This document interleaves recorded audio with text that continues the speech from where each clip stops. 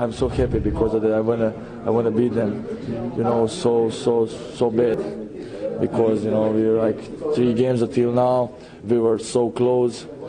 We give all the games 100%. We lost, and today finally we won. It's a great win. That's a top team in the East, and for us to band together, be able to get a win like that, it means a lot. So just gonna try to build on it and continue to string some wins together for the rest of the season. I think that the toughness and determination that they just repetitively show isn't a fluke. It's who they are. It's how we're playing. I think that there are enough examples of that for me to say that with confidence. And tonight, it was against arguably one of the top, 5-6 teams in the NBA. Top behind the wheel of the car, the Sixers coming from behind in the second half to knock off the Boston Celtics, I should say, today. Joel Embiid's absence, has it been good for the Philadelphia 76ers? Is that legit, or we need to pump the brakes on that statement?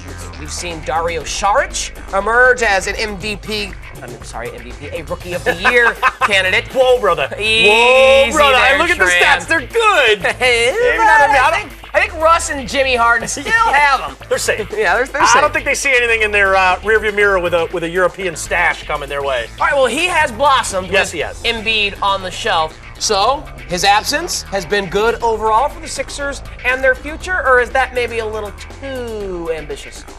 I'll say this. I'm not going to pump the brakes on this, but let me state my case here, because it's never a good thing when the best player on your team and a young player that you want to get reps, you want to allow to develop, misses time and is injured. Right. It's never a good thing, especially when that guy's injured a lot and we're starting to develop a history. That's never a good thing.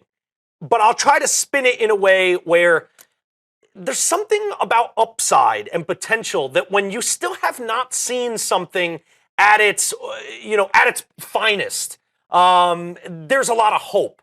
We still haven't seen Ben Simmons. We still haven't seen the two of them on the court. And this is allowing for guys like Saric to come in here and develop and get more looks, take more shots, blossom themselves into their potential. And I think because we got a good peek at how good Joel Embiid can be, you've got a sense for where this thing is going. Look, it could easily be derailed because who knows what the future holds for Joel Embiid, and if it could ever work with Ben Simmons for that matter. I mean, who's been shut down, and we don't know if he's going to be a great NBA player, even though the upside looks pretty good. It's one of those where you always sort of, until you see... It reminds me a lot of Major League Baseball, where until you really see a prospect come up, get their cup of coffee, and show you what they're capable of, you always feel like, well, we got this guy down in the minors. He's going to hit a zillion home runs.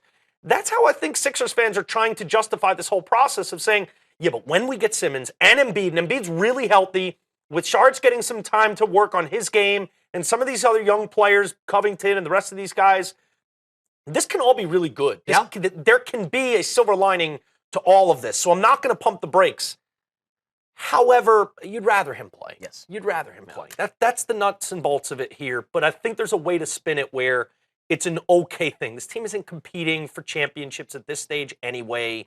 So who really cares? But you want to see this thing all going at the same time at some point soon, because you can't just believe it in your head and have it on paper and say, oh, there's so many makings of an Eastern Conference juggernaut here 5 years down the line. Well, we got to start seeing it. They're still going to add a premium pick, lottery pick, potentially the first pick in this draft, which is loaded with all kinds of stars. What do you think they need? Let's say they get the first pick and they could have anyone, not maybe necessarily a specific player, but as you look at this team, what direction should they go as far as what's still weak? They need to get one of these dynamic point guards, and I think actually it's... I wanted to say De'Aaron Fox, but I think Ben Simmons can be someone who brings the ball up and initiates offense. So I look at one of the guards like Kyrie Irving to a LeBron. Markelle Fultz is a scorer. Dennis Smith is a scorer. Not a typical one, but someone that can... scoring one guard. And I look at Fultz. Because Ben Simmons is a guy we don't really know if he could score on the NBA level. He's not a great shooter. He's not... Exactly. So Kyrie-esque one is someone that has more tendencies of a two. And I think you're right. I think that can work. So they need scoring in the backcourt. They have it in the post. They'll have it on the wings with Saric, who can, Joel Embiid can even step out. But I think they need someone who can score in the backcourt. And I look at either Fultz or Dennis Smith Jr. as being that guy. I like that. I think that's a good fit. And as I envision that in my head with a healthy Embiid, a healthy Simmons, and what we're seeing out of Saric lately, it's exciting. It can all work. It's just a matter of, is it good?